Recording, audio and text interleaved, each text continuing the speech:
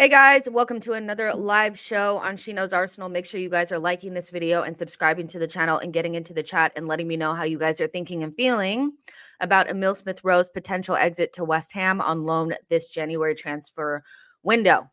I'm sure there's going to be a lot of takes, a lot of feelings around this one because it's a Hale Ender, it's Emile Smith-Rowe, it's our number 10, it's somebody that people have had lots of hopes and dreams pinned on for the next couple of years.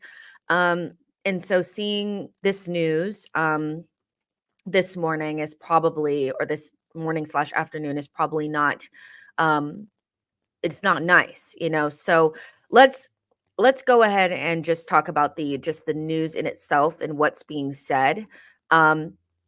Originally, the first thing that I saw was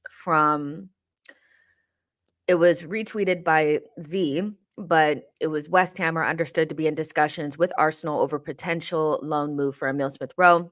And that was reported by ex-West Ham employee who was very on the pace and the temperature on the Declan Rice deal. And so we know he has sources. That was confirmed by Alex Crook. Alex Crook said Arsenal midfielder Emile Smith-Rowe is attracting interest from West Ham. The Hammers are open to signing the 23-year-old on a 6-month loan.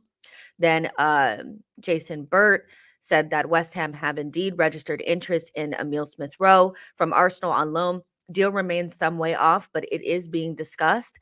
And then Fabrizio Romano tapped in by saying talks are taking place to understand if there's a way to structure a deal between Arsenal and West Ham for Emile Smith-Rowe. So boom, boom, boom, boom, boom. Very much so confirmed, very much so in the realm of possibility, and probably not the news, again, that you want to hear on your Friday morning.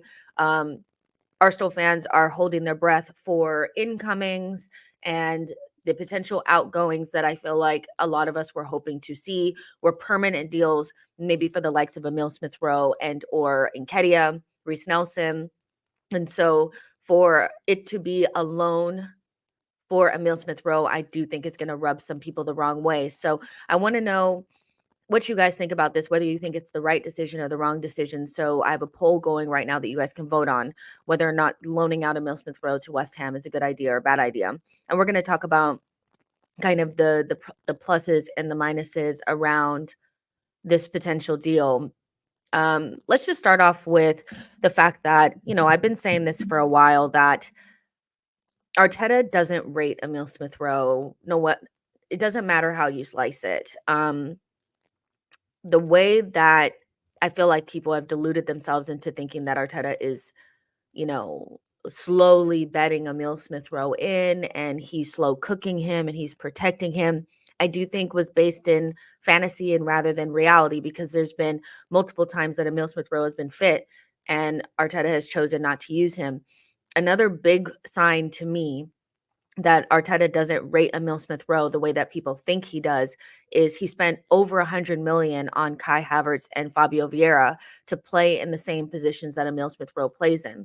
Now, you guys can yell at me all day long about, but we need depth, or, but Fabio Vieira is really more for the right side and Havertz is more for the left side. Where have both of those players played the majority of the time at Arsenal?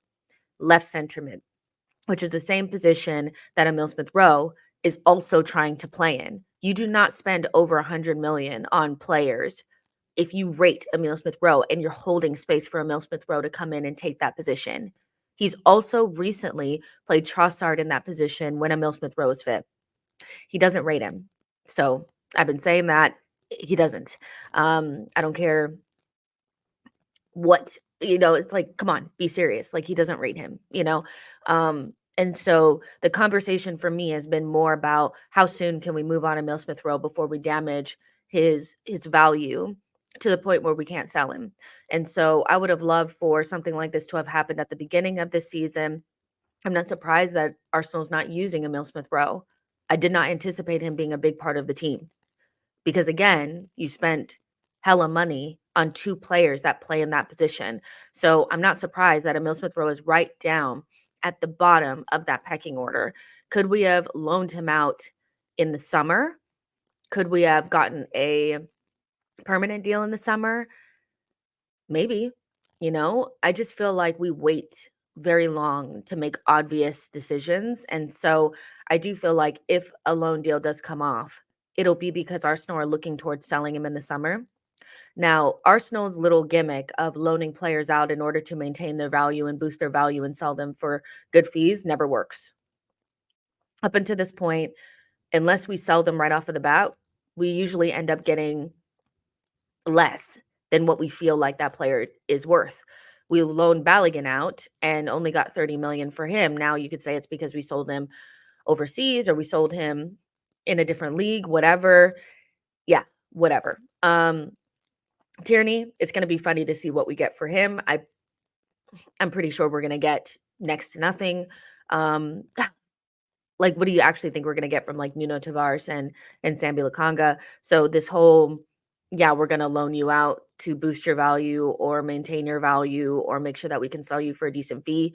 That gimmick has not necessarily worked out. So I'm a little bit like, if we're going to end up selling Emile Smith Rowe in the summer for the same amount, no matter if we loan him out now or keep him, I'd rather keep him just because we're already kind of light on options. And if Fabio Vieira continues to have injury issues, then if something happens to Odegaard slash Havertz, who people don't even want Havertz playing in that position, our options are much more limited. Now, you can also think about it from this perspective that maybe Arsenal anticipate having Thomas Partey available a little bit more in the second half of the season. Again, if you're betting your season on Thomas Partey, then I don't know what to tell you.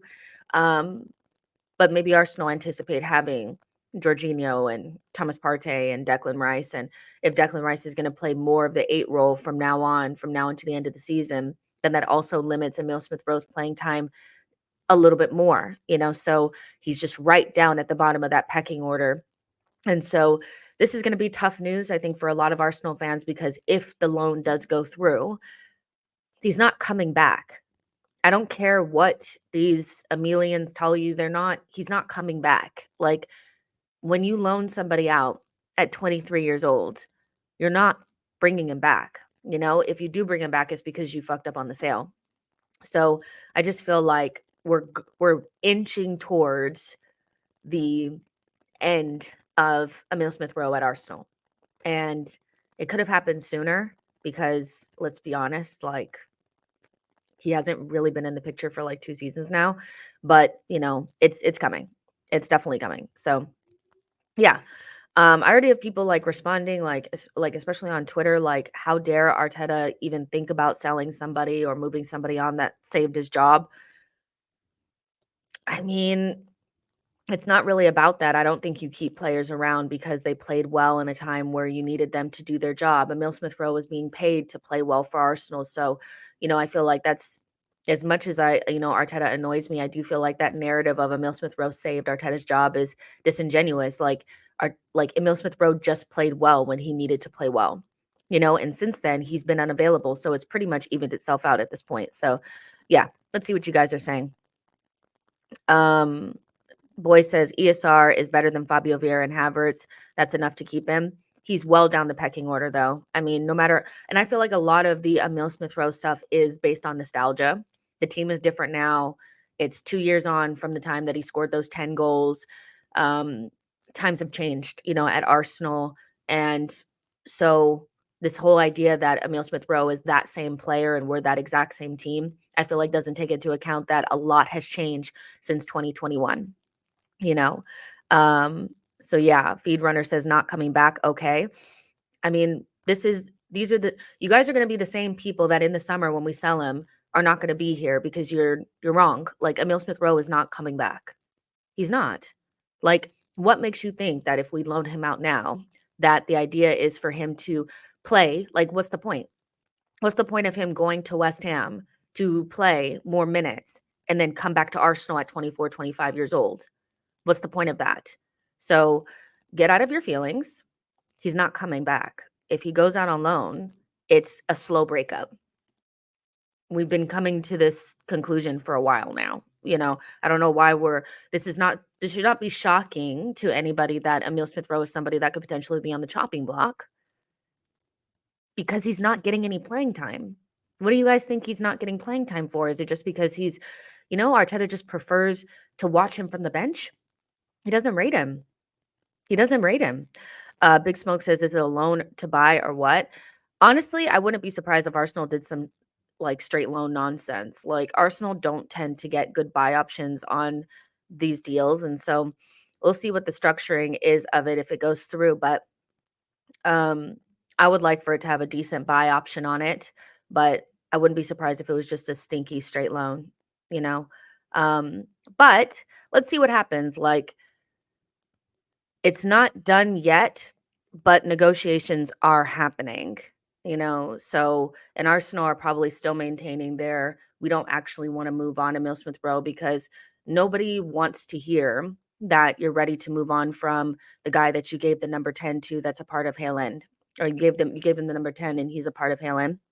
You definitely don't want that out there, So I anticipate Arsenal keeping on, with the same like, yeah, no, we're not going to sell Emil Smith Rowe. Yeah, we're not interested. He's a big part of the plans. Um, just like Ramsdale is a big part of the plans. We don't want to sell Ramsdale. Both of them will be gone in the summer. Both. Like, I don't know why we pretend like we don't know what he is. Like, we know what's going on. Franklin says he will need to be replaced then. Not necessarily. This is somebody that gets like no minutes. So, you know, this is not somebody that Emil Smith Rowe holds more value in people's minds than he does in our squad because he's not playing. So why would you bring in somebody to replace somebody that's already getting no minutes? Like those minutes will just be absorbed by the players that we have. Now, people don't rate the players that we have. They don't rate Fabio Vieira or Havertz or whatever, but I don't think we need to go into the market and bring in another number 10 to sit behind players that we already know are going to play in front of him. If Arteta is anticipating playing Declan Rice at the left 8 for the rest of the season, then we definitely don't need to bring in another attacking midfielder. I would prefer us to bring in somebody else like an attacker or defender or something like that because if Declan Rice is playing the 8 and we're just going to, pivot between Jorginho and Thomas Partey, then yeah, those minutes are just going to be absorbed by other people, you know?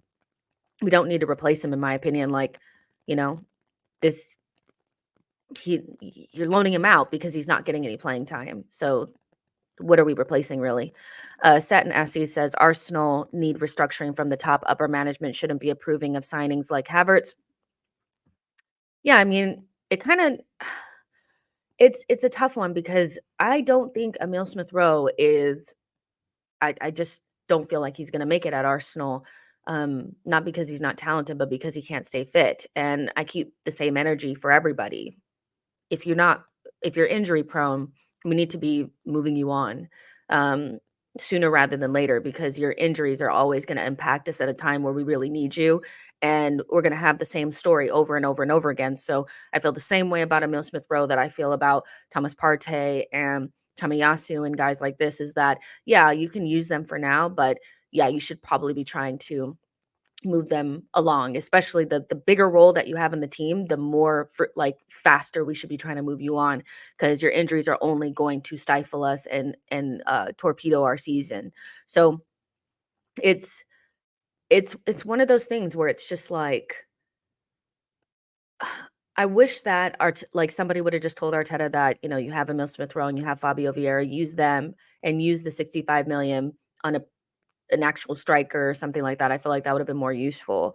But we did something very strange in the summer that's having ripple effects. Like you could not have seen Havertz coming in and then just, you know, and not anticipated somebody else needing to leave or Emil Smith Rowe's minutes being cut down significantly with Havertz coming in. So I wish we would have just used those two players and use that 65 million to do something different or just bought the right player to replace Granit Xhaka, but we didn't do that. And so, yeah, they're just going to like, yeah, I don't know why people didn't anticipate this, you know? Um, Big Smoke says Rice being left center mid is new information to me. Thought he was replacing Partey. I don't know if I don't know like if this season hasn't been a clear enough, it's Rice does play the 6 role quite a bit, but because we don't have the right left center mid to play. And especially when there's no Zinchenko, you kind of have to modify things a little bit and play somebody different at the base of your midfield so you can have a little bit more of that tempo control and whatever. So Rice is a genuine option at left center mid. I don't know if that's what Arsenal want to do long term, but the way that we set up against Liverpool is a way that we've set up several times. We set up that way against Chelsea. We set up that way against Manchester City. And so Rice is a genuine option for Arsenal at left center mid, despite him playing a lot of our games, especially against lower level opposition at the sixth role with Zinchenko inverting. So for me, what it kind of feels like is when we play against the better teams, Arteta doesn't use Zinchenko as much for obvious reasons. And so if you play a more sturdy defensive option, you lose your ball progression and your progressive passing at the base of your midfield from Zinchenko. So you have to add that back in with either a Jorginho or probably idealistically like a Thomas Partey, and you put him next to Declan Rice and more of like a double pivot. But against the worst, the teams that aren't as good, you just play Zinchenko there, and then you can push everybody up a little bit more and have more numbers up front. And so Rice is a genuine option there. But as the season goes on and we're playing in Champions League and we're playing more difficult games, Arteta will probably go back to the Jorginho, Thomas Partey at the base and Declan Rice going in the left center mid. And so that's going to limit Emil Smith-Rowe's minutes. And he probably knows that, you know? Like Arteta also used Trossard against West Ham in the left center mid when Emil Smith-Rowe was fit. That's not a good sign. You know, it should have been Emil Smith-Rowe.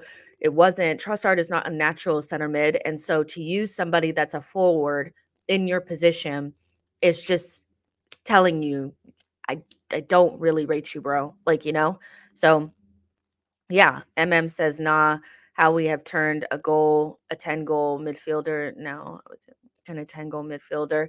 I mean, ESR hasn't been that guy for a while now. I feel like people have not gotten to the reality of Emil Smith-Rowe. Like, as much as I would prefer to just keep him, because no matter what we do, if we loan him out now or we try to sell him in the summer, I feel like the fee is going to be exactly the same. We're not going to get the 45 million that we probably should get. We'll get closer to like some 25 because we're not good at selling. So just keep him in the team. But I still feel like a lot of this, he's a 10-goal a season midfielder, is based on nostalgia.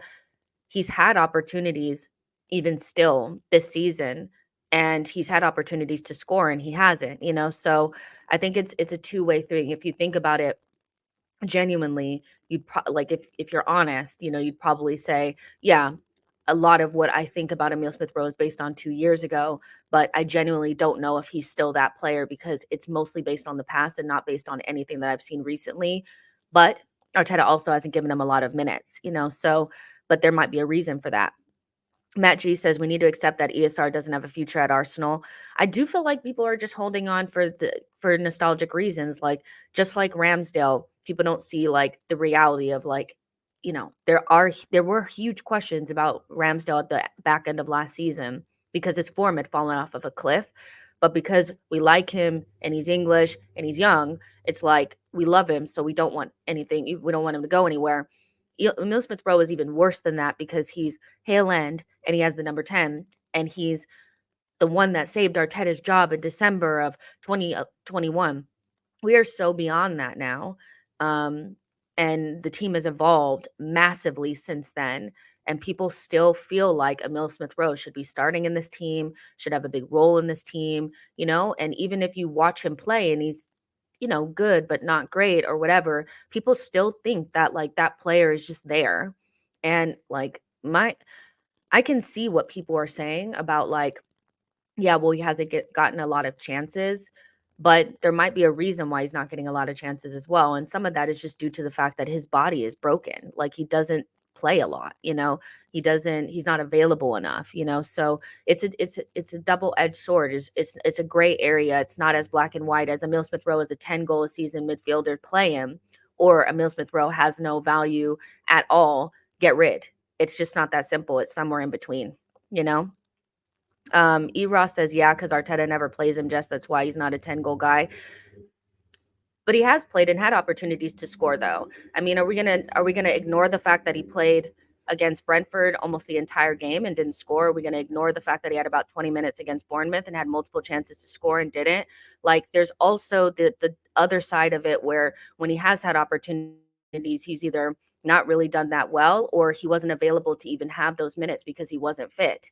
So no matter how you slice it, whether it's because Arteta doesn't rate him or because he's not fit enough, the likelihood of Emile Smith Rowe being an important part of this Arsenal team is very, it's very slim to none. But people are holding on to nostalgia, and I get it. I get it, but it's just not the reality. It's just not, and Emile Smith Rowe, like this whole he saved Arteta's job, I feel like that's one of the worst narratives amongst Arsenal fans and really just needs to be cut out from our dictionary of things like of that we say as a fan base. He saved Arteta's job. He did his job. He's being paid to play well for Arsenal. He didn't save Arteta's job. Like, get real. Franklin says he has been on the bench the last four and rarely comes off. He has been.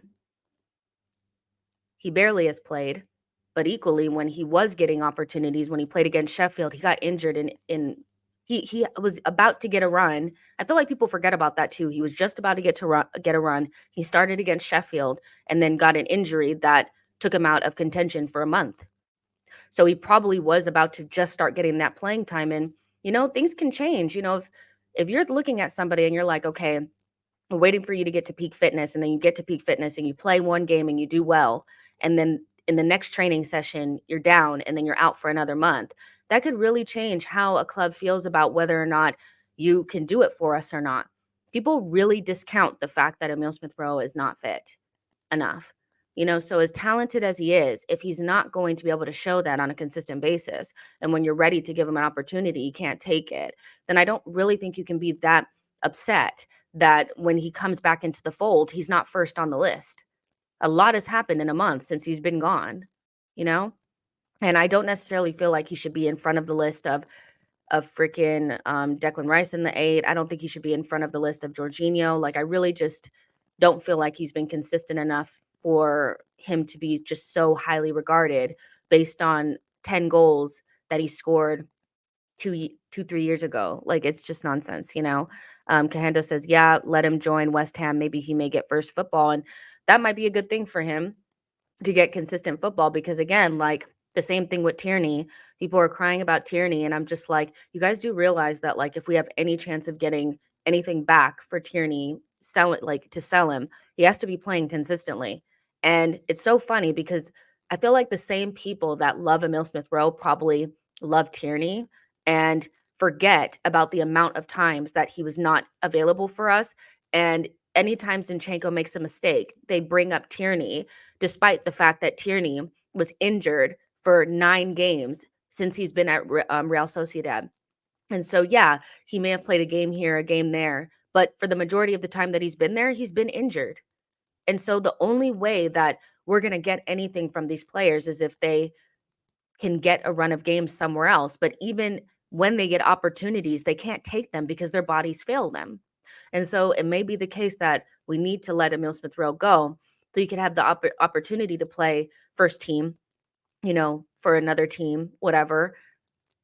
But there's still the chance that his body will fail him, and we still may not be able to get anything because he's brittle. Like, I don't know why people pretend like these players, their injuries have not happened. They just pretend, and it's very strange. Like, people like to hype up what we think a player is or what they could be instead of who they actually are. Emile Smith Rowe was a talented young player that did well in a season for Arsenal, and he has maintained that level in people's head despite being unavailable for large spells. Most recently in December, where he was out for an entire month. So it's weird to me that people don't see it from the 360 view. They only see it from the lens of Haaland, number 10, was there when I was excited when we first started playing well, and so I don't want to move this guy on. It's like, I really do feel like people are being dishonest about it. Um, play ESR on right center mid next to Saka. Remember the West Brom game when ESR constantly overlaps? We lack that overlap and the underlapping runs with Kai and Odegaard. That was 2-3 years ago, guys. um, so yeah, that was a long time ago, and we play differently now, and there's no world in which Emile Smith Rowe and Odegaard are on the same planet. So for that 10-goal season that you guys keep talking about, that was 2 years ago. Odegaard had a season last season where he had 15 goals. So no, I'm not going to displace my best creative midfielder for somebody who cannot maintain any fitness. And last good season was 2 years ago. Because there was a time where Emile Smith Rowe and Odegaard were battling for that position, and Odegaard won it. So that's over. This whole Odegaard, Emile Smith Rowe thing is over. Even if you guys wanted it to be a genuine battle, it wouldn't be because Odegaard is fit and Emile Smith Rowe is not. So I don't know what to tell you. So Team News and Tick says Emile Smith Rowe is not interested in a move to West Ham. West Ham are trying to get Calvin Phillips and Emile Smith Rowe on loan. Phillips is much likelier than Emile Smith Rowe. Not much optimism a deal for ESR will happen. West Ham have other options. So Emile Smith Rowe doesn't want to leave, but maybe Arsenal are open to letting him go. So let's see how this goes. Like Emile Smith Rowe has said in the past that he doesn't want to go. So, that's on him, and maybe he gets opportunities at the back end of the season and can make it count. But listen, whether it's in this window or the next one, Emile Smith Rowe I just think it's the end, I just don't know how anybody can't see that. Arsenal's Jakub Kiwior is back among options for AC Milan as well. So we know that they're interested in him, but whether or not Arsenal are open to letting him go. And that's the thing. I just feel like because of the lack of options that we have, more than anything, the lack of options should mean that most players stay, and the players that we should let go are the ones that we're going to maybe replace, or, we don't feel like we're ever going to get that deal again. So somebody like Eddie, if Crystal Palace are offering you like 25-30 million for Eddie, you bite their hand off for it, because there's nobody in the summer that's going to offer you that for Eddie and Nketiah. But it seems like Arsenal are trying to hold on tight to everybody, which makes sense because we're limited on options. But I think it also means that Arsenal are not going to bring anybody in, which, you guys want people to come in, then you have to be open to people leaving as well.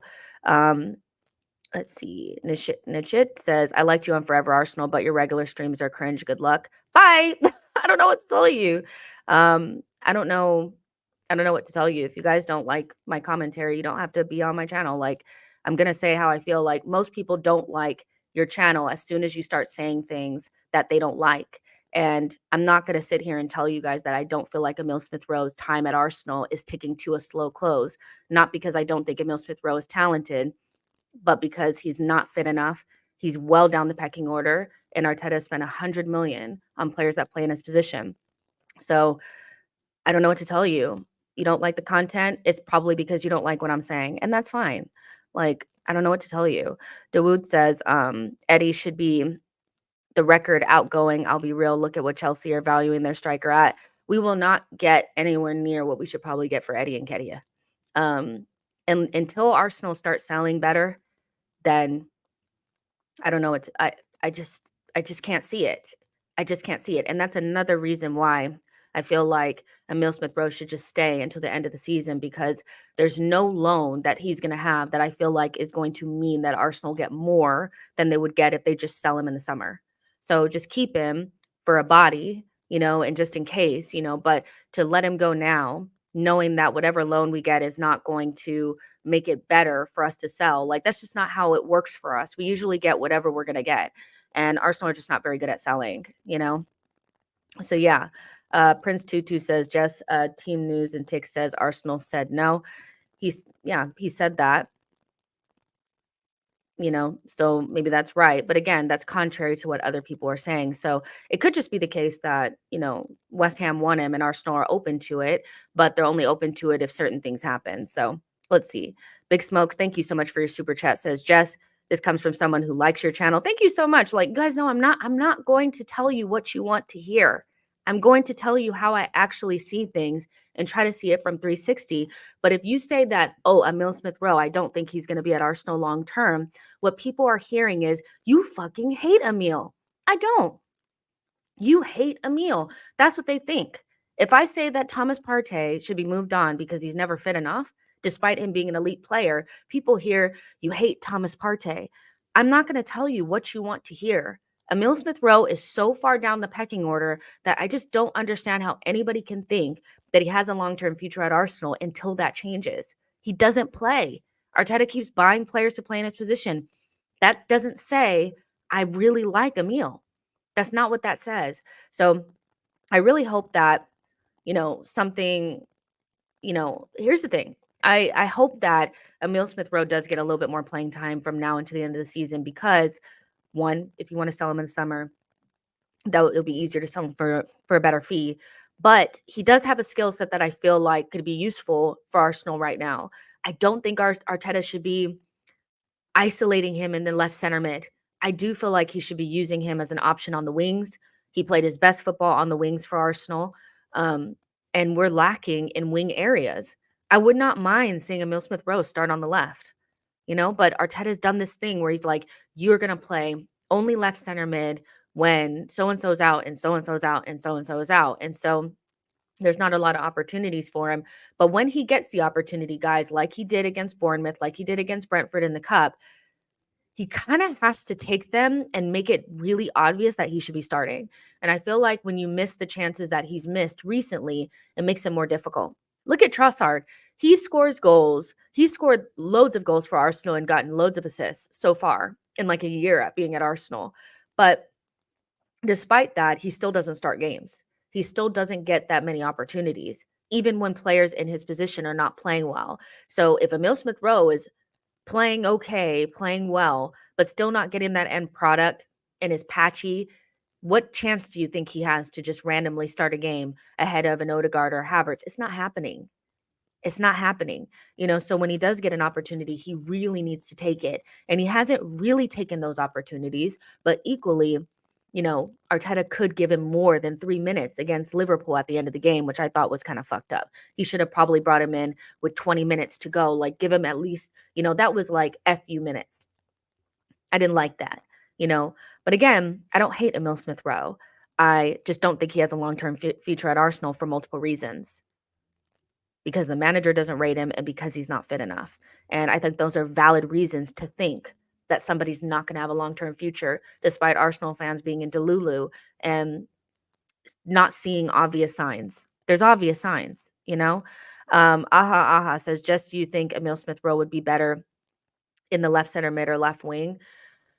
I mean, I think he could be successful in either position if Arteta would tweak his tactics. Emil Smith Rowe is a creative, like wing forward.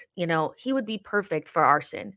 I think players like Trossard and Emil Smith Rowe would do well for somebody like Arsene because he knew how to get a lot out of these creative wing forward types. Like his wingers weren't like 1v1 merchants or anything like that. They were like midfielders. You didn't need to have speed demons or 1v1 merchants. You could just play with a bunch of creative midfielders out there and make it shake.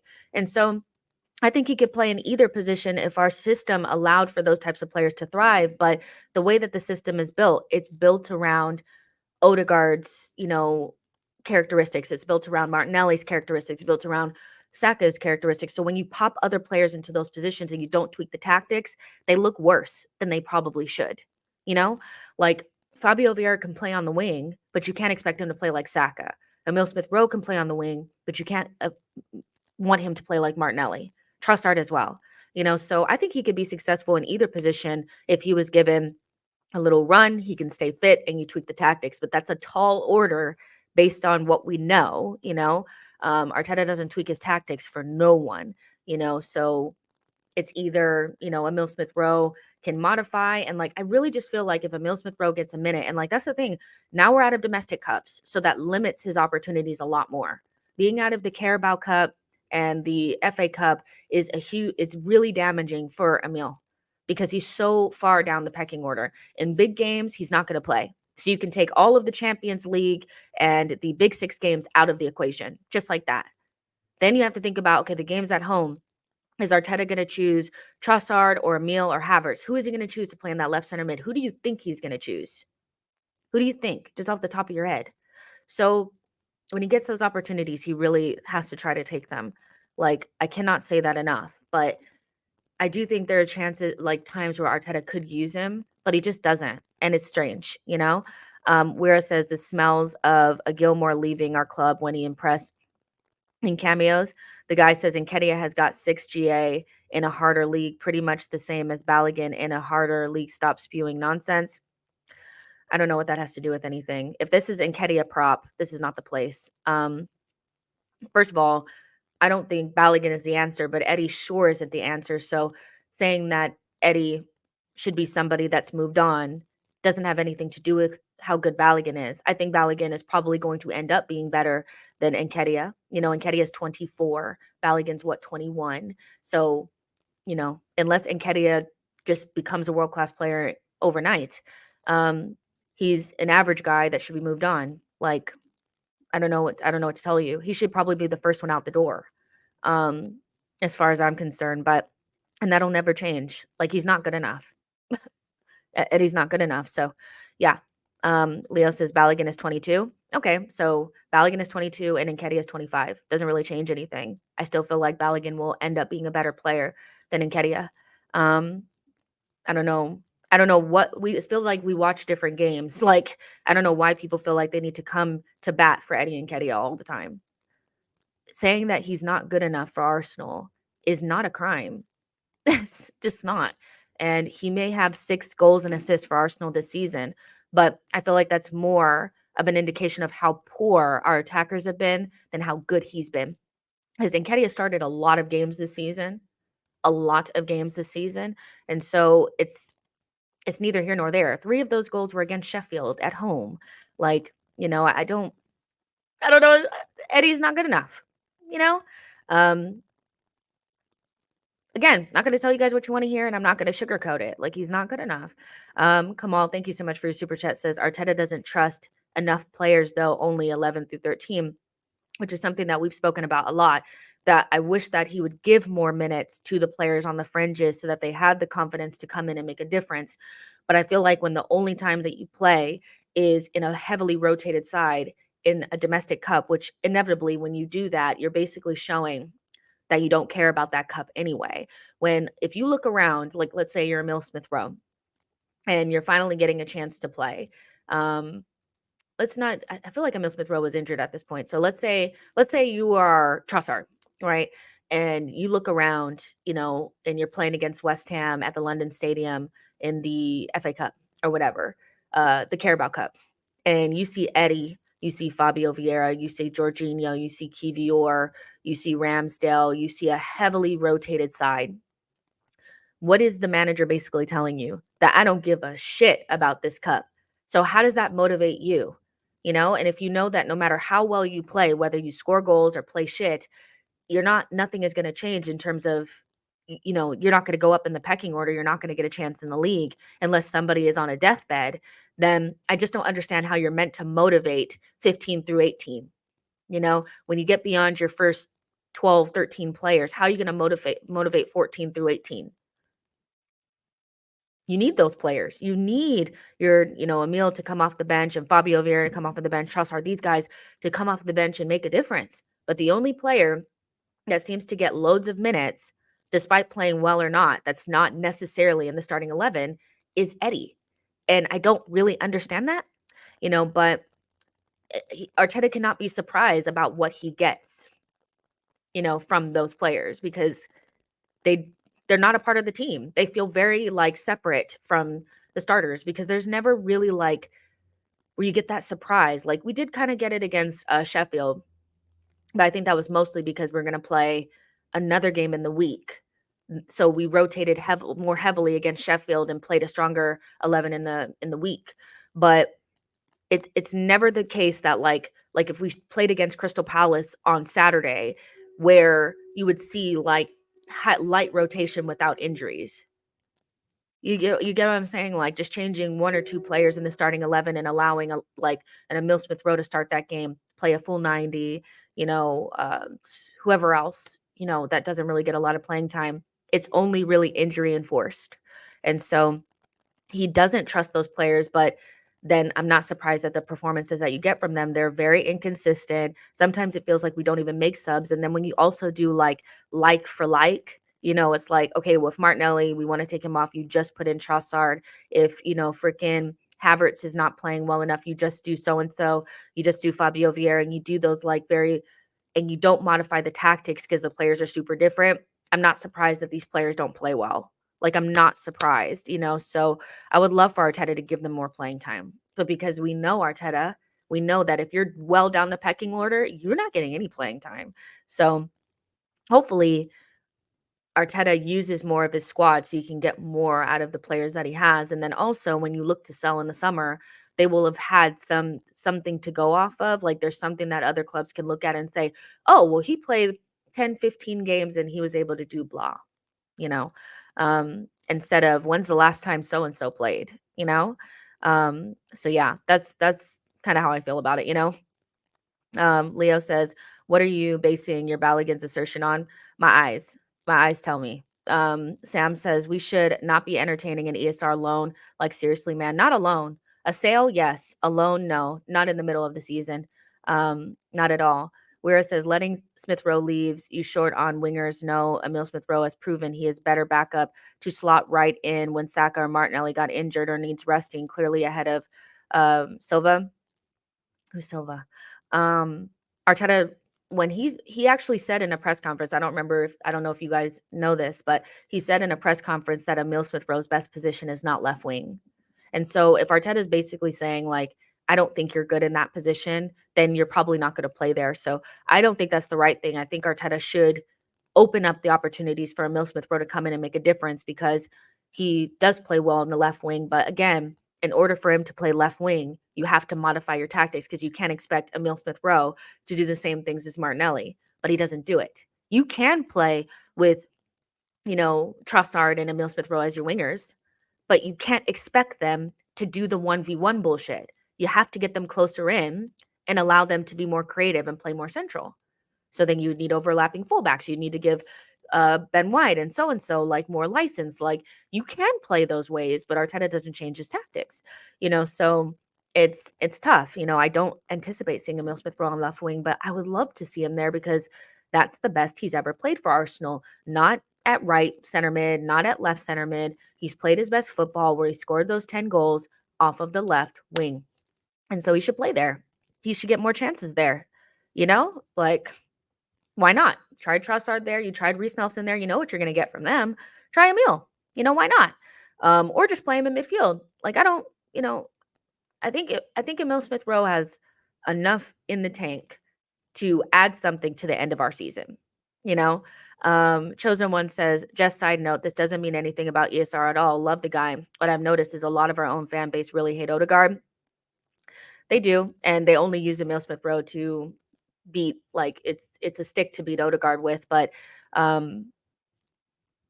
we know why people don't like Odegaard. And I won't go back into it. It's the same reason why people don't like Zinchenko and Ben White. There's very strange undertones on the way that people speak about those players, and that's all I'm going to say. Samuel says Emile can't defend. He's a disaster when tracking back. I wouldn't say he's a disaster, but that doesn't stop other teams from using players like Emile Smith Rowe in advanced positions in their midfield. So I don't necessarily feel like Emile Smith Rowe cannot play midfield because he's not a good defender. The problem is that Arteta requires his eight to do a lot of two-way play. And so you could modify that by playing a double pivot and allowing like a Declan Rice and a Jorginho to do the main heavy lifting in the midfield and allow ESR to just exist within the pockets, which is something that I've said about Fabio Vieira as well. The only 8 that we have that has true two-way ability, meaning like they're responsible in the press and off the ball, but also they do their job going forward, for me, is Odegaard. Havertz is good off the ball, but going forward, he still lacks a lot of the things that I feel like people want that they can get out of Emil Smith Rowe. So your most well-rounded 8 in advanced positions is probably Odegaard. But if you don't require both of your attacking midfielders to be two-way guys, and you allow one of them to just do their creative business, then it's fine. You can play Emil Smith Rowe in midfield, but you have to modify things. So I don't think Emil Smith Rowe is tragic or disastrous defensively. I just think he's a typical creative player that should not always, like, we should not aim to make every single creative player into a fucking defender. Last time Emil Smith Rowe came out there and played any significant minutes, I think was against West Ham in the cup when we went. Did we go out? I think, or no, in the league. Was it in the league? It was in the league, I think. Um, yeah, in the league and, at home, and he played about 20 minutes at the end, but he was so deep. He was in the center circle, and we needed goals, and I'm just like, this whole, like, crusade to make sure that every single midfielder is so good off the ball and defensive doesn't really suit Emil Smith Rowe. He should have been way further up trying to help us score goals, but Emil Smith Rowe was receiving the ball in the center circle. I was just like, "I don't understand what we're trying to do." You know, I would just love to see our attacking players in and around the box and our less attacking players far away from the box. But it seems like Arteta likes less goals, like the players that are least likely to score goals near the goal and players that are better at scoring goals farther away.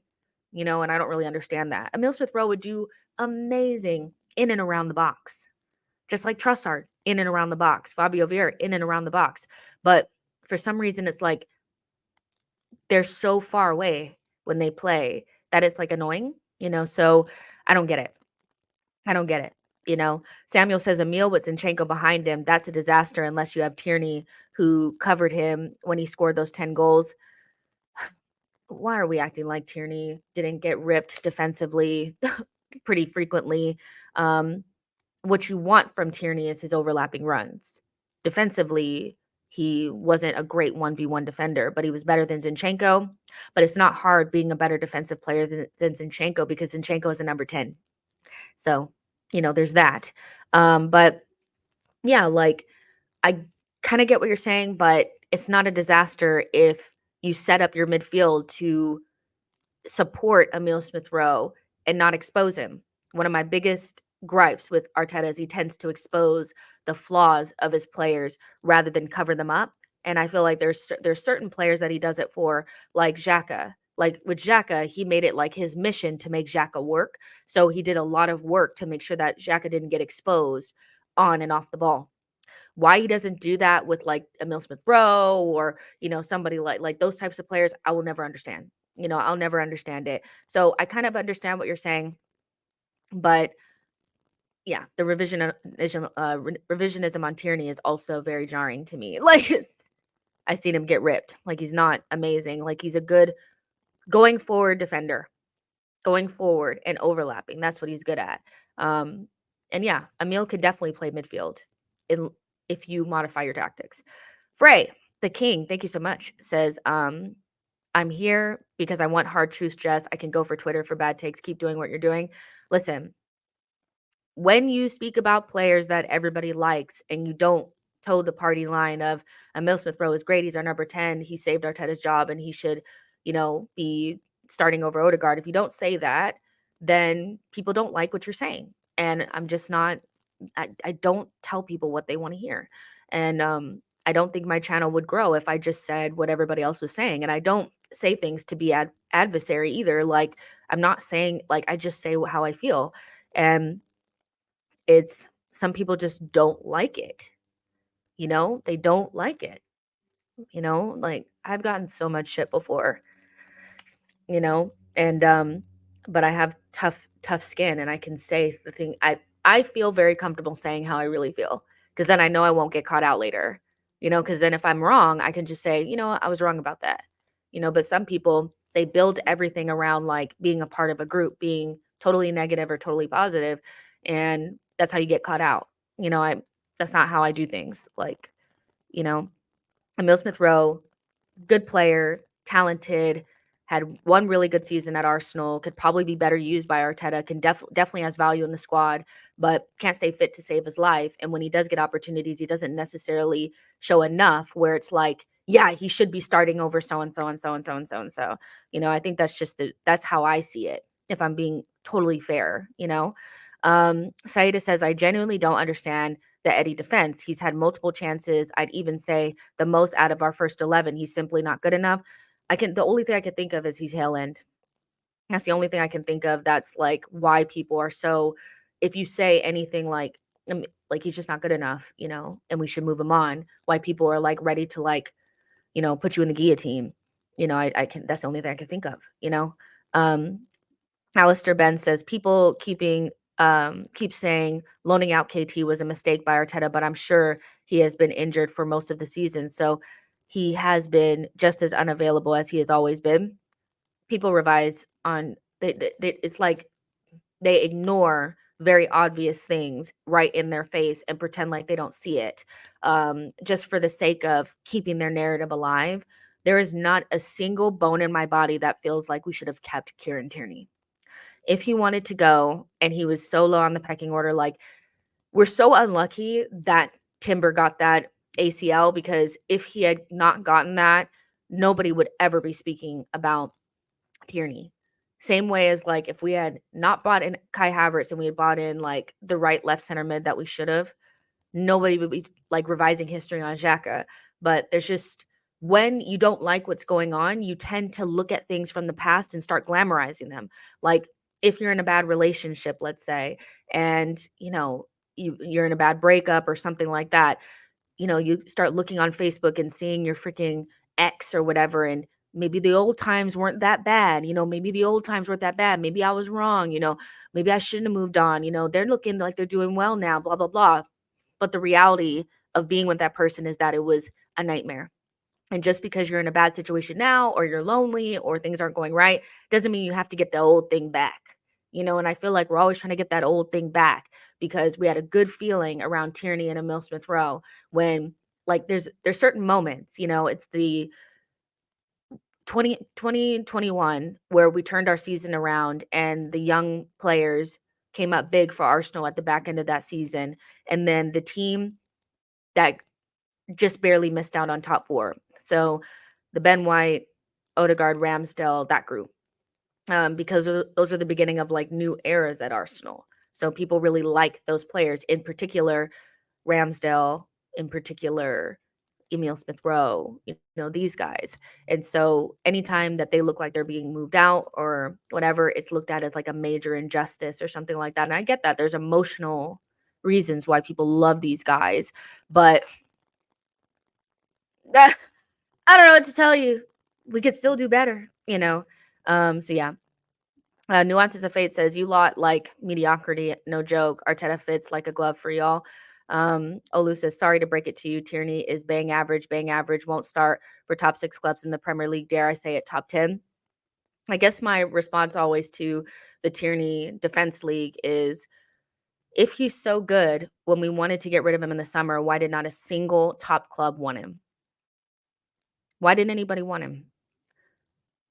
Newcastle decided, instead of bringing in Tierney, to bring in a kid that they don't even play in Lewis Hall from Chelsea. Why didn't Villa come get him? I think they did get a left back this season. Maybe they didn't, but Aston Villa didn't come get him. West Ham didn't come get him. No one came and got him. But he's this great and wonderful guy. It's because he's good, but he's not amazing. So there's always, two things can be true at one time, that Arteta probably could have gotten more out of Tierney if he had modified his tactics just a little bit to suit Tierney a little bit more. And his skill set is always useful in a team, because having somebody that can get up the sideline, overlap, and put in a really good cross is always useful to a team, especially when Arsenal doesn't have a lot of variation in their fullback positions, right?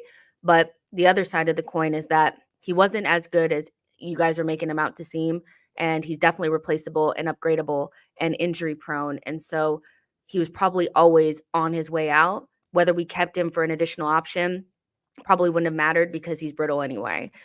So it's just, I don't I don't know what to tell you, and a lot of times we only really talk about these players when we're going through a difficult run of form. So when we're playing well, nobody cares about Tierney, but when we're playing poorly, it's like, "Oh my god, but why Tierney? This is why I said we shouldn't have gotten rid of Pepe. This is why I said we shouldn't have got rid of Pepe. Look now. Pepe, what is Pepe going to do for like that's why I know it's disingenuous because if you're not saying it when we're playing well, then it's not real. If you talk about players only when we're playing poorly, it's because it's just an agenda as far as I'm concerned. Tierney's injuries really put me off. You guys know how I am about injury prone players. As an Arsenal fan, you should be sick to death of an injury prone player because either they stay injured for their entire career and never really give you like a full season of like what you expect from them, or the minute that they get fit enough, they fuck off and go to a rival and win shit. So, as an Arsenal fan, you should be so sick to death of any sort of like injury prone player. But we still do the same things that we did in the 2010s and stuff like that, where we base our love around a player on who they could be or who they are for a small amount of time versus who they are the majority of the time, right? And so I'm sick to death of injury prone players. Tierney's injury first season crumbled our season. Thomas Partey / other defenders' injuries crumbled our season the second time around. Saliba, Tomiyasu injuries crumbled our season. Like, I'm tired. Like, I really am. Like, no more injury prone players. I don't know what to tell you. Olu says English fans are so biased. It's crazy. Some of the way they think about Ivan Toney will be our savior, especially your favorite YouTube celebs. I think Ivan Toney is a good player. He's not my my cup of tea, but I do feel like because people feel like the club is going to go in that direction, they're finding flaws in players that are better than him. Like watching people actually take the game that Nigeria played against the Ivory Coast yesterday seriously in regards to Osimhen was actually disgusting. Like Osimhen is better than Ivan Toney. He's better, and he would be a better option for us. Just because you think Arsenal are going to go in that direction doesn't mean you have to try to find a reason to make Osimhen worse than Ivan Toney when,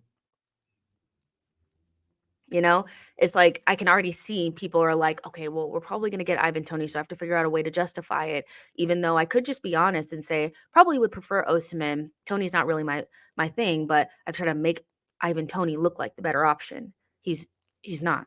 Like he's not. I don't know what to tell you.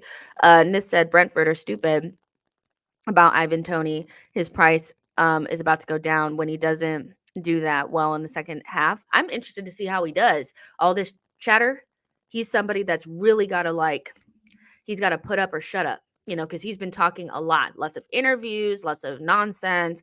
I got to come back. I got to show people. Ivan Toney has got to do well. He's got to bang. Imagine he goes a couple of games without scoring a goal, child. It's going to be toxic. Masolola says Osimhen can start for any team in the world. Blaze says Jess who said Tony is better than Osimhen. Just look, you should have just looked at the timeline yesterday. Oh, you guys want to spend 100 million on this guy? People think this guy's better than Ivan Toney. Have a seat, you guys. Osimhen not scoring against the Ivory Coast or missing a chance or whatever. And newsflash, every good player misses chances. Good strikers miss good chances all the time. Holland does it all the time. It's not a thing. We know Osimhen's a good player. People that think he's going to flop in the Premier League, I feel like is strange. I just don't see him flopping in the Premier League. I really don't. If he plays for a team that creates chances for him, he'll score goals. But like every single strikers miss chances. So I don't understand why him missing a chance against the Ivory Coast is some sort of validation that Ivan Toney is the one. Like Ivan Toney has not scored more than like 13 non-penalty goals in the league. He's not the guy you guys say he is. Now, I like his attitude. I like that he kind of has a chip on his shoulder. I like that he's arrogant, but you have to be able to back that up at a big club with real numbers. You have to be bagging goals. And so I just wonder how things are going to unfold with the Ivan Toney thing, but it's just funny watching people justify anything. Saida says Arsenal fans were doing the same thing with Havertz in the summer, trying to justify the signing. Sometimes you just need to accept what your eyes see and tell the truth. I agree with that. Like people go with their narrative instead of going with how they truly feel. And it did piss me off at the beginning of the season where I saw people running threads about how Havertz was playing good in those games. And but look at, a center midfielder, would you expect them to score goals? Like, why are we just looking at what Havertz does in terms of goals and assists? And I'm just like, because, I mean, because of the season that Xhaka just had. At the very least, Havertz needs to be able to get just as much, if not more, than what Xhaka is getting. But at that time, he wasn't scoring any goals or getting any assists, but he was also worse than Xhaka in normal play. So when people were writing up, oh, I didn't think that he would be this good off the ball. I'm like, just because he's better than you thought he was going to be doesn't mean he's good, you know? And so sometimes I just watch the way that Arsenal fans justify everything, and you know um for me, it's just the truth always comes out eventually. When the truth always tends to come out eventually. And um you know I just feel like it's better to just be honest. um Ivan Toney is a good player. He's a good player. He will make us better, but I have huge doubts about whether or not he would be that guy for us. And we know that being the striker at Arsenal is not easy. We've seen it take down loads of strikers that ended up doing well at other places. Giroud, Aubameyang went through difficult times here. Actually, he started off really well and then tapered off towards the end, swallowed up, spit up Lacazette towards the end. Being Arsenal striker and being required to perform at a certain level year in and year out is not easy. It's not, So I don't know if Ivan Toney can do it at the highest level, but I feel like we're going to find out because I just have this weird feeling that that's who we're going to go get. And this says Osimhen for 130 release clause. A certain blue club in London will love that. I think he ends up there, to be honest. I think a lot of us feel that way, and it is what it is. We just have to make sure we get the next best guy for us, and whether that's Tony or not, I don't know. Miss Lola says we need a sporting director who's good at negotiating. Agreed. Bailey says, I work so much, I barely have time to watch Arsenal. How does everyone know so much about every player in the world? I don't, a lot of people, spend a lot of time watching football. I don't want to deny that people watch a lot of football. Um, Sometimes people work from home, for me particular, this is all I do, so but a lot of people watch a lot of games. If you're more busy, you don't, and you just watch the Arsenal. But there's a lot of people that watch, Serie A or La Liga or whatever, so I don't doubt that a lot of people watch other leagues and stuff like that. Dawood says Eddie probably deserves the least criticism of our forwards. Anyone who expects more is fooling themselves, but him being our top goal scorer speaks volume about our attack. But that's the point. Just because Eddie is scoring a lot doesn't mean that he's good. It means that our attack has been poor. So using that as some sort of like backhanded way of lifting Eddie to a level that a table that he doesn't sit at, for me is disingenuous. Eddie's scoring 6 goals this season and being our top goal scorer says more about the rest of our attack than him. Now, do I have a lot of expectations of him? No, my expectations are on the floor. But because my expectations are on the floor, I don't expect to see him as much as I do. And I expect him to be out the door quicker than almost anybody else. And what I'm seeing is the opposite. I'm seeing a player who is not that great, playing loads of minutes for Arsenal, and Arsenal being unwilling or reluctant to move on from a player that is not that great. So that's what's frustrating. It's not really about Eddie. It's not really about Eddie. Like a lot of the times when I talk about Eddie, it's mostly just to jab people a little bit. And like I have this thing about me that I like to poke a little bit. If I know that there's something that people, have like an emotional thing about, I try to poke at it to lighten the mood a little bit. It's not life or death. Like Eddie is what he is. I don't have like a thing against Eddie. When he's playing, I'm mostly concerned about why he's playing from a why is he our main option now, but not a Eddie thing. Because I don't have high expectations from him. He's a nice guy. He's worked hard on trying to upgrade his overall game. Eddie is what he is. It's up to Arsenal to figure out a way to move him on. So it's just not. Yeah, I don't have like an agenda against Eddie. You know, um, he's just not good enough. you know? Um, on Diwali says, sorry, but you disagree. Lots of people get their analysis from compilations. Um, Even if they do get their analysis, I'm not going to, I'm not in their lives. So you're saying that a lot of people get their knowledge from compilations, but you don't know that for sure either. So I'm going to give people the benefit of the doubt that they actually watch games, because my timeline on a regular basis has people commenting on La Liga, commenting on Serie A. So I know people in particular that I know that I follow watch a lot of football. So I'm going to give them the benefit of the doubt, but you don't actually know that they get their information and stuff from compilations. I think that's an assumption that you're making because you're not in their house. You don't know. You don't know what they do on a daily basis. Human says Osimhen misses chances on a daily basis. He's extremely injury prone for a 70 mil player. Let's just say that the idea of Osimhen is way out of touch from reality. Fair enough. That's your opinion. Um, I think your first point is a little bit like, let's be serious. Like every single attacker misses big chances all the time. But he does have the injury problems, which for me would be a problem because if he's out, then you're relying on Jesus again, and we know what relying on Jesus is like, so you can't have two injury prone strikers. So yeah. Beth says Balogun has 4 goals in the Farmers League this season. Yeah, but I mean, here's the thing. You guys still talk about Emil Smith Rowe's 10 goals from 2 seasons ago. It was just a season ago where Balogun scored like what? He had 20 goals. So he's having an off season at Monaco. But in the same league last season, he had 20 goals. So that should count for something, right? Because all that counts is nostalgia. Not this season, but seasons prior, right? So Alistair Ben says, is this Osimhen really that? Or is it just that he's the in name at the moment? I do think that Tony will have a point to prove after his ban, especially if he wants to be England striker after Kane. I think we could get Osimhen, Vlahovic, Sesko. We could get a lot of different players and upgrade our situation because it's not going to take much to upgrade from Eddie and Jesus. We have a striker that doesn't strike, and we have an average guy backing him up. So, you know, I think if you bring in any of those players, we'll see an instant uptick because we'll have an actual number 9. Um, my fear about Tony is that his underlying metrics don't really look like a striker that's going to score 20 goals a season. Um, but maybe Arteta's not looking for that because I do feel like the attractiveness around Ivan Toney is about all the other things that he does.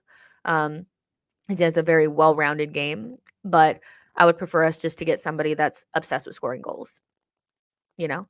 So, let's see. Chosen One says, Jess, have we discussed Timber or Palace yet? No, we'll get into it right now. So there's I saw a report from, or like, what is it? Mo Arsenal 86. Oh, here we go. Arsenal are light on cover and attack, and Mikel Arteta will be reluctant to let Smith Rowe leave without a replacement coming in. Arsenal have registered or resisted a previous attempt by West Ham to sign Reece Nelson on loan. But there is Mo Arsenal 86, who was also somebody that had spoken about, Emil Smith Rowe looking really good in training in Dubai, said that Timber also looked really good. And I just want to put out there that not to speculate on the timetable of Timber, but when Leah Williamson and Viviana Miedema, when they came back from their ACL tears, it took them about 40 to 45 days from the time that they got back into training, working with the ball, to get onto the pitch. Now, that meant that, like, or not Leah, Beth and Viv, sorry, Beth and Viv. So if you think about it from that time scale, from now until then, it'll probably be around like March before we actually see Timber like back, like with the team for reals. But I'm just hoping that Timber, whether he plays a big role or not from now until the end of the season, looks like the player that we seen before, because the biggest thing about Timber that's special is his evasiveness. Like, he can drop the shoulder, he's nimble, he's kind of quick, in his movements. Like, he's not fast, but he's quick, if that makes sense. And so I'm hoping he doesn't lose any of that. But I am so looking forward to this player coming back. I really just think that, like, he's definitely, no matter if it's in March or April or whatever, I don't care. I just want to see him back with Arsenal. And so seeing that the reports are good and that he supposedly looks like he did before and like he doesn't look like he's lost a step, I'm like, thank God, thank God, because we need this player to come back healthy because he's going to give us a major major boost. And I wonder if you guys are the same, but like, um do you guys feel like he would have made a massive difference this season? I know it's speculation because we only saw him play like 1.5 games for us, but do you guys remember the Community Shield? We weren't amazing, but at the back we were pretty fucking good. And that was before like Declan Rice had actually like really settled in. And Timber on that left-hand side, he kept them quiet. They actually scored like a minute after he got off the pitch. Do you guys remember? Like, I feel like that was so long ago, but I'm excited to hear that, Timber looks like himself. And that's not to say that he's going to be there um uh like in February like some people are saying, but he could be like back with the team at least at the end of the season, like in April, like March, April, based on the timelines that we've seen before, so that would be super exciting. I like that was good news to me because I think Timber is going to be great. Um, so yeah, let's see what you guys are saying about Timber. MM says Timber versus Bernardo, he locked him up. I really do like you can watch the Community Shield still. Like you can see it on YouTube. And every once in a while peek in because I was like, I forget like how good he was. And we were actually, if we had been able to build from that moment, I think we would have been a lot better, if we would have been able to build from whatever we were trying to do in that game. Um, but we haven't really been able to build from that at all. And, Havertz looked okay up front. He kind of looked the same as he did against Liverpool, where he did all the other stuff but didn't score the goals. So Arsenal's main problem is having a number 9 that scores goals, I think, because we still created good chances against Manchester City, and we just remember those 2 chances that Havertz had in the Community Shield where he just kinda needed to put him in the back of the net and he missed. Um, yeah, you know, we could have built from that, but we didn't get a chance, Boy says, "Doku was in a farmers league before this season. Is he even good?" People just they'll do anything to back Eddie. It's actually nonsense. And this says, Timber, Partey, and Rice imagine the second half. Um, Masolola says Timber is a complete player without any weaknesses. Um, Lucas says, don't remember Timber doing much in the final third, but was looking solid at the back and with progression. And I don't know if Timber has like a final third thing. Like I think Arsenal fans are kind of hungry for a fullback that gets into the attack, but I would prefer my attacking players to get into the attack. Like, I actually am not, like, desperate for an attacking fullback, it's not a thing for me. But the thing that Timber really did give us was the access to central spaces. Like, he was somebody that the amount of times that the body feints just, like, away from, like, Alvarez and Bernardo Silva were just, like and he didn't even have, like, the connection with the other players yet because he really hadn't played with them. We did so much chopping and changing in preseason that we didn't really build anything. And then when the season started, Arteta did something else. And so, it would have been interesting to see where we would be now with those players in the team. But, no Partey, no Timber. We started off the season with no Zinchenko and Jesus, and we've continued on the majority of the season without Jesus. You know, there's we haven't really had any consistency. Foxy says Henri Vieira Perez all started from League People call anything and everything a farmers league these days. Um, Maj says we cannot let ESR leave. He has been crucial to the development if this Arsenal team, and we need him now more than ever. Would like to see ESR in the 8. Um, I would say we can't let him leave because we're low in numbers, and it would be nice to have another option. And he was just showing some signs of life, so it'd be a shame to see him go. But he's crucial to the development of this Arsenal team, and we need him. I feel like it's an overstatement, but yeah, because in the 2 seasons that we've grown a lot, he hasn't really been a part of them. But that's just me. Karen says, "Go get Eze and Zerzi on loan with obligations to buy. Get a top striker in the summer. We'll go bang." You can't just go get Eze. You can't just go get Eze. It's not It's not happening. You're not going to take Crystal Palace's best player from them. Like, it's just not happening. We'd be lucky if we just got somebody on loan. I just don't see us doing anything, in this window, if I'm honest. So yeah, Silas says Balogun is similar level to Nicholas Jackson. Fair enough. But Nketiah is not that far away from Nicholas Jackson as far as I'm concerned. Like, Eddie is not. Nicholas Jackson has more goals than Eddie and Nketiah. So if we're just going off of goals alone and the 6 goals that Eddie has, then I would guess Nicholas Jackson is a better player since that's how we analyze. Eddie's average. So there's no amount of Balogun hate that's going to make Eddie not average. He's not above average. He's not below average. He's average. There's just nothing else. I don't know what to tell you guys. But so yeah, a little bit about the Rob Holding Derby. We did a full preview on the Cannon Club on Patreon. So if you guys want to take a peek at that, you guys can join. You guys know the deal. You guys can go to patreon.com/the Cannon Club, change it from She Knows Arsenal to the Cannon Club to join. That's where the full previews will be. I did one with Colleen and Harry, and it was super fun. But in terms of the Rob Holding Derby, Rob Holding is obviously now part of Crystal Palace. Palace are in really poor form right now, but that doesn't mean anything. They've only won one of their last 5 games, and I think they've only won one of their last 12 visits to the Emirates. So they don't do well at the Emirates, and they're not doing well right now. But that doesn't mean anything because we don't know what Arsenal is going to show up, and that's basically what I said on the preview. Is that I have no idea what Arsenal team is going to show up tomorrow. Is it going to be the Arsenal that showed up against Wolves and Brighton?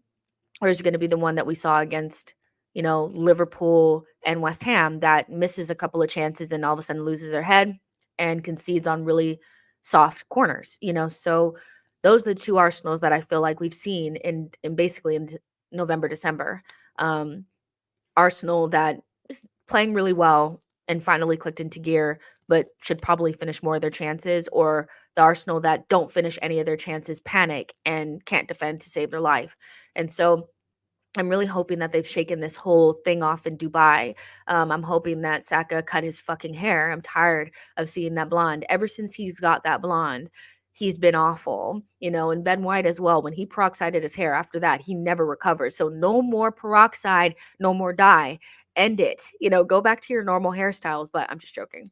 But I am hoping that we see an Arsenal that has shaken off the pressure a little bit because, yeah, there's pressure on them, but when they play with that level of like, anxiety and stress, they don't play well. I don't want to see Arsenal players looking like they're going to a funeral. I don't want to see them looking haggard and weathered because they're at the Emirates and they have to perform and they're playing for Arsenal. Smile, you're playing at one of the biggest clubs in the world. So just play. You can beat Crystal Palace. They're crap. They're not going to have Olise. IU's not going to be there to beat us down. There's no excuses not to win. We should dominate them. And we've dominated most of the teams that we played. The only games that is, remember we talked about this. Oh, we've gotten bullied. We've only gotten bullied because people, anytime we don't win or don't get a result, people feel like we get bullied. The only game that I felt like we got bullied was in the first half of Chelsea and the second half of Spurs. Maybe in those games and maybe a little bit of the Fulham game.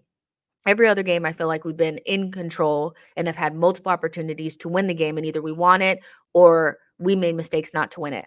So I feel the same way about Crystal Palace. I don't feel like they're going to blow us off the pitch. I do anticipate seeing pretty much the same lineup that played against Liverpool.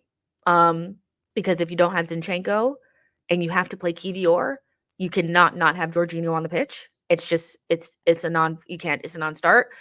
So I anticipate seeing Georgie, Declan Rice, and Odegaard, and then Arteta just has to make a decision on who he's going to start up front. Does he start Havertz or does he start Jesus? Quite frankly, you're not getting any more goals for either one of those options. So I think you just have to go with, do you feel like you need a bigger presence against Crystal Palace, or do you feel like you need more creativity? And so I think you'd need more creativity. So you go. One of Palace's center backs is 6 foot tall. You don't really need Havertz, right? So I would actually drop Havertz for this game and play Jesus because he's supposedly fit. And hopefully we win the game. There's just no There's no, you know, excuse. We should be winning this game. And none of these games have really been about, if you had started so and so instead of so and so. It's the team that's out there had more than enough to win those games. They just shit the bed when they didn't score those first initial chances. They just panic. Every time they're in front of the goal now, they just panic. So score a couple of goals in the first 20 minutes and put the game away and get back into some level of form. You know, like just do it. Jordan says going on loan would be good for ESR getting game time. You could just do that in the summer. Just sell him in the summer. Just sell him in the summer. It doesn't stop anybody else from selling their fringe players. Only Arsenal needs to have a player playing consistently and then go on a loan and then maybe get a fee. Just sell him in the summer, because we don't have enough depth in midfield to really be moving him on or getting rid of him right now. And so Arsenal, I think, would be a little bit naive to let him go right now when a loan is not going to get Edu any more money. I'm telling you that right now. Edu does not sell well. Sorry. Maj says, I would only let ESR go if we can use the funds to sign a striker and jam. MM says, what's key is to score early. Yeah, and we've tried. Like the thing is we've actually scored early against Fulham and never looked like scoring again or winning the game. It was a very strange game to score first and the team to look completely like devoid of anything. We should have scored early against Liverpool. We should have scored early against West Ham, and we just weren't able to do it. And so it's up to those players to just relax and put the ball in the back of the net and not panic. And it's also up to the back line to be a lot more responsible on corners. I don't know what it is, but when we're not playing well, the first thing that goes is our ability to defend set pieces. And we start giving up set piece goals on a regular basis. I think in the last 3 games, have we not given up a goal on a set piece? Yeah, we have. Against West Ham, Mavropanos, against Fulham, one of those was a set piece, and against the Liverpool in the cup, one of them scored. We scored an own goal on a set piece. So the back line needs to get to some semblance of, normalcy. I know some people expect Ramsdale to come back in or want Ramsdale to come back in. I'll be honest with you, I don't think that's going to happen. I think Raya will keep his place. And I'm okay with that. I just need them to defend the corners a lot better. Trim says, Jess, honestly, we look like we need to create the perfect situations in order to score a goal. Maybe we're over choreographed. We talked about this before. Are we over choreographed? Do we try to do too much? Do we not allow our forward players to just think on their own? Or are they overthinking it? I think we do create good chances and people think they're half chances because they're falling to players that have less likely of a chance of scoring a goal. Earlier on in the season, I felt like we were creating too many chances for our DMs or our center midfielders to score. And so I need our midfielders to create chances for our forwards. And it was the opposite. And so it's less likely that Havertz and Declan Rice and Zinchenko and these guys are going to score than Martinelli and Saka. So Martinelli and Saka creating chances for those players are always going to look more like half chances and having to create the perfect situation. They just need to play with some level of freedom and confidence, and it'll come. Like, it's not people saying that we're creating half chances don't get it. We're not creating half chances. We're creating chances that any normal forwards would score, any normal midfielders would score, but everybody's just so stiff. And I think if you remove Havertz from the situation, then the system is not so much built around him arriving in the box, because Arteta has put a lot of emphasis on getting Havertz in good situations, and there's not enough payoff in that, in my opinion. So figure out ways to have Martinelli arrive, have Saka arrive, have Odegaard arrive, and less about, Rice and Havertz and them arriving, because they're good players, but they're not goal scorers. And so hopefully Arteta has modified that a little bit, because our gunmen are Saka and Martinelli, and they're creating chances for suboptimal players, and I don't really understand that. I think Arteta has put a lot of emphasis in making Havertz work, and we're not getting enough payoff, in my opinion. Beth says the key isn't to score early. The key is not to fall to pieces if we don't score early. Fair enough. Nuances of Fate says Ramsdale's time is over. We really should have sold him when his value was high. Maj says exactly why we cannot let ESR go to West Ham. He creates goals and can score as well if he can get and stay on the pitch. That's for sure. Lucas says just thoughts on Zinsberger. I'm shocked she's staying. Bottled it. Should have got Mary Earps. I don't know what we're doing. Chosen One says I just saw a post that said we're favorites to sign Xavi Simmons in the summer. Thoughts if this is true? It's too obvious to be true. Like it's what we should have done in the summer and we didn't do it. Honestly, I do feel like there's going to be a lot of sour grapes and a lot of like, you know, um amount like a lot of discontent around some of the decisions that were made in the summer because so many of those players solved so many of our problems. Xavi Simmons was obvious. Kudus was obvious, and we didn't go after either one of those players and we could have went for both and got them for less than Havertz and been a lot further along. Xavi Simmons can play in and around those 8 positions and on the wings. Kudus can play left 8 and it can also play in Saka's role. And we decided just to do something nonsense. So watching Kudus play has been a little bit painful just because it just felt so obvious. And, I don't really understand why we couldn't have just done that. But, Arsenal just have to hold that, I feel. But Xavi Simmons doing it a season late, you know?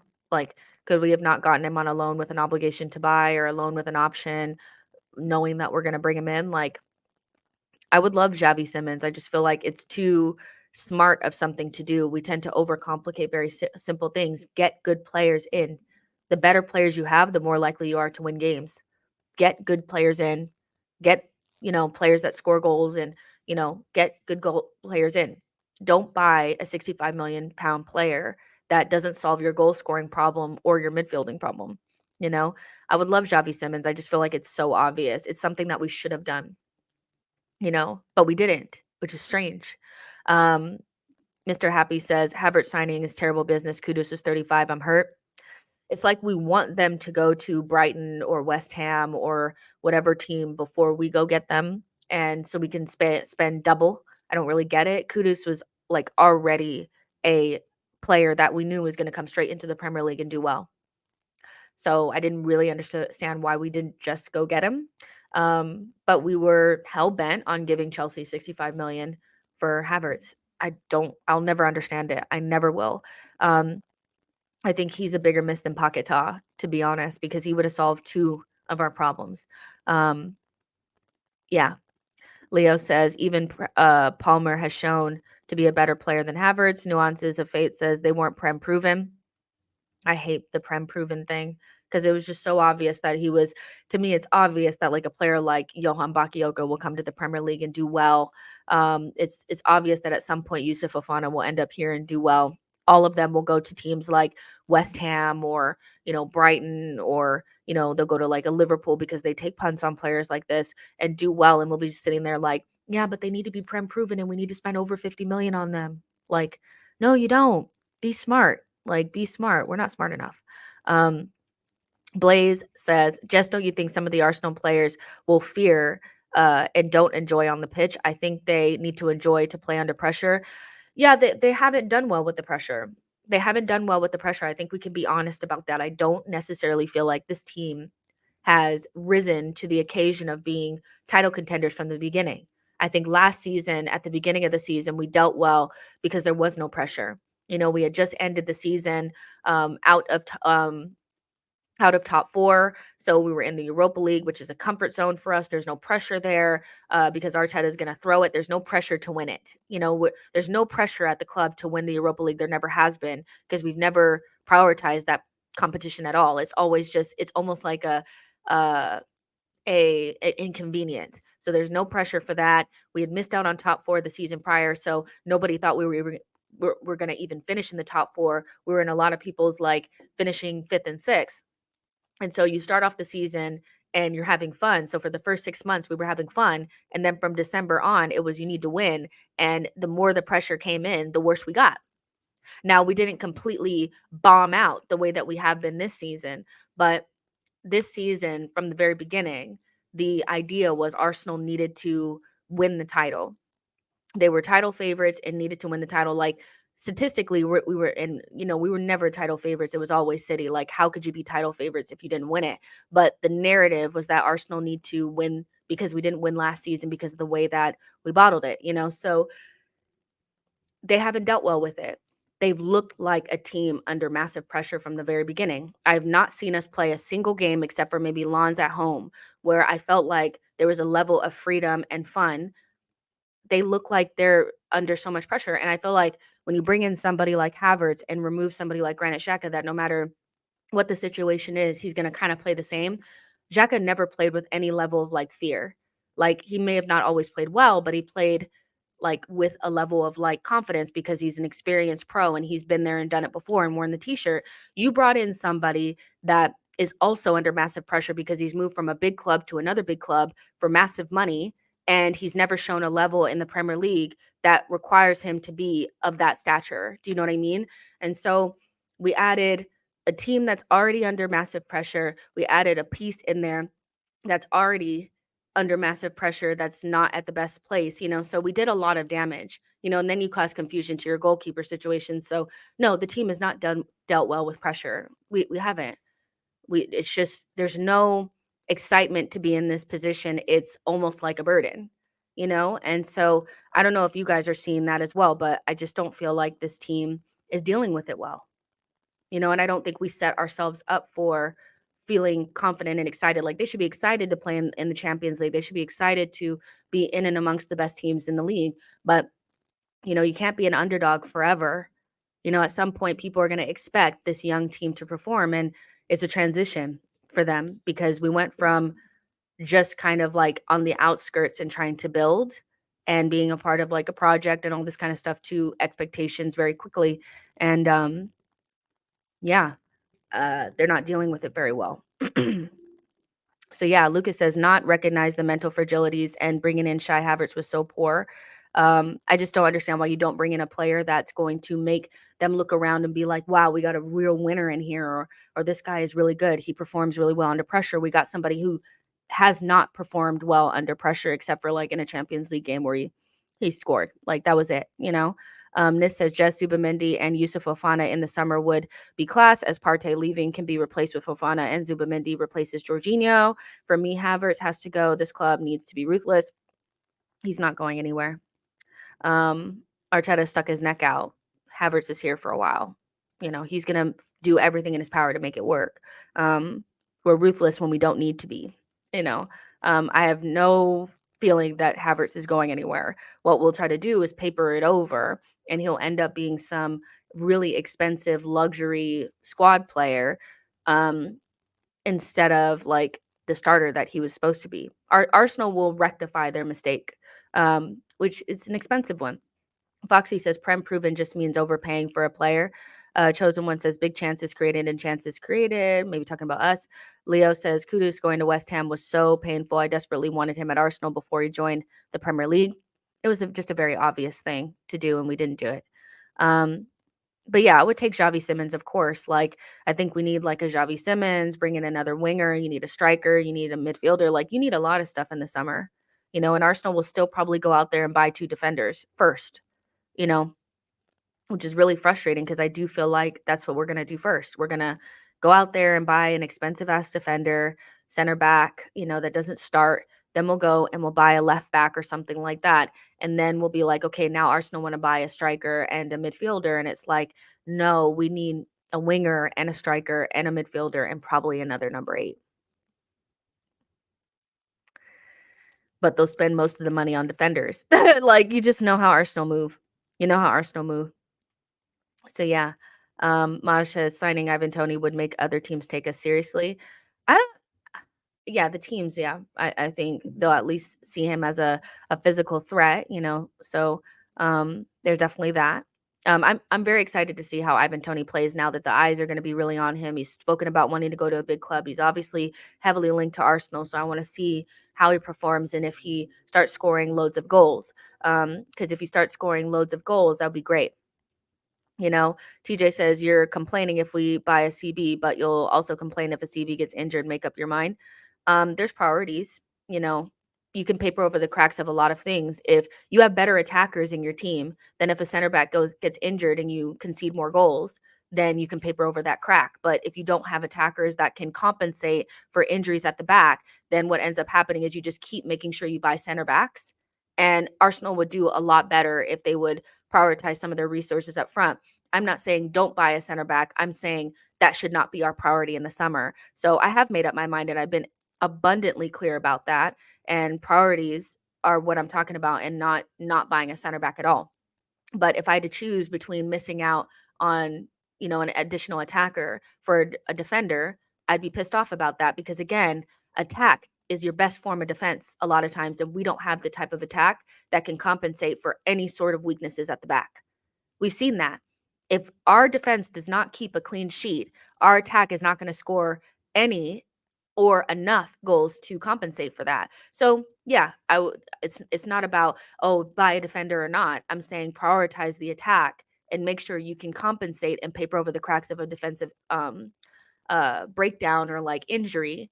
But if you've already prioritized those and you got it done, yeah, buy a center back. But is it more important to buy starting players that could actually affect the goals that change the game, or a center back that may never play? So I feel like I'm really clear about that. It's very obvious. Like nobody's saying don't buy a center back. I'm saying don't prioritize it. Um, you also still have Tomiyasu that can play there. You have other players that can play there in a pinch, but what you don't have is attackers that can step in for the guys that we have. So yeah, would I rather play a game with Kivior and Gabriel at the back rather than relying on Reece Nelson and Nketiah to take us to the promised land? Yeah, I would. Candace says, I don't understand this renewed hate for Havertz. Are people just bored? Our problem has largely been goal scoring, and Havertz has been deployed as a midfielder. He was our player of the month in November, remember? Havertz can play as good as he played in November and still end up looking like a mistake. It's not that black and white. It's very much so a gray area that Havertz, unless he's a world-class player that makes a massive difference for Arsenal, it will always look like a mistake. So what he's doing may be better than what he was doing at the very beginning of the season, and he may not be the reason why we're not winning games, but not having a player in the position that he occupies or further forward that could actually solve our problems is a direct effect of him being here. So I feel like people do misplace their hate and they make it all about Havertz, when for me it's more about the club buying a player like this. So it's going to be very difficult for Havertz to ever look like a good signing. It just is. It was an uphill battle from the very beginning. You came from a rival, you weren't good at the rival, you are very expensive, and you're neither a midfielder nor an attacker, and we needed one or the other or both.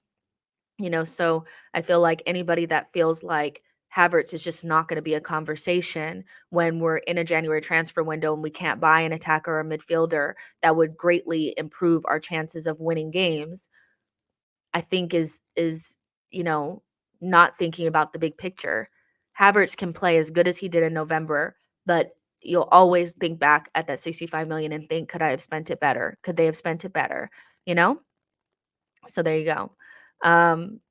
Silo says, and its popularity contest. Are you 12 years old? I think you're talking about but I think I think anybody that's being honest would say that Havertz was probably our best player in November. So despite it being a popularity contest, I think he was the clear and obvious favorite in November, the best performer. So he did have a really good November. He was scoring goals. He looked like he was really clicking. The midfield of him and Declan Rice and Odegaard looked a lot better than it did. And he had some really good performances against Aston Villa, against Luton. Like, he was good. Two things can be true. Again, like, we have these conversations a lot that people just want it to be Havertz. If he's playing well, then he's a good signing. He could still be a bad signing and play well. Those two things could be true.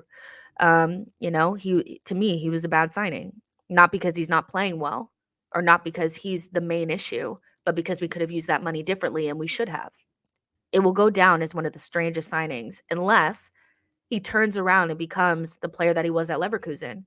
And 3.5 seasons in England would say that that's very unlikely that he'll change into that player.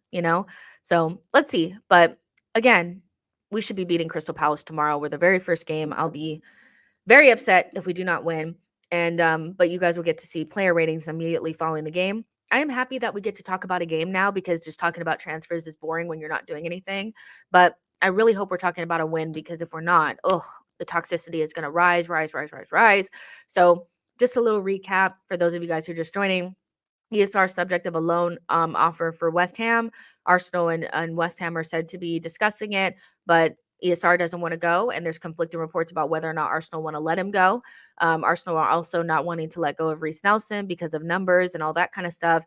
ESR and Timber are said to have been doing really well in Dubai, which is a good boost for us in the short term with ESR if he stays, and in the long term for Timber, and hoping that he's the player that we thought he was, or the player that we saw him being.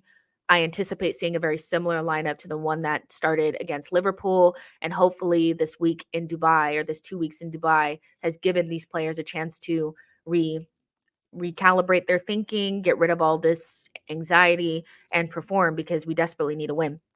So you guys, I am out. Hopefully you guys enjoyed it. And for those of you guys that did not enjoy it, I'm sorry. I get it. Sometimes if somebody tells you things that you don't like to hear, you tend not to like the content. I get how that works. I don't watch people that I don't like what they're saying. And so I am happy that at least, the people that I feel like have watched from the beginning at least enjoyed the discussion and realized that, like, I'm just coming from like a place of like honesty, and not from a place of like, I hate ESR or I hate so-and-so, because I don't hate anybody in this team. I'm an adult. I don't hate these people. But we do player ratings tomorrow. I may or may not be back at 9 p.m. It depends on if anything comes out. But if not, I may put out like a little clip from our podcast on Patreon. So just have your notifications on, because I may or may not come back. It just depends. I have a lot of things to do this afternoon as well. But I really enjoyed this stream. Hopefully you guys enjoyed it as well. We will talk tomorrow at the very least. And yeah, talk to you guys later. Bye, guys.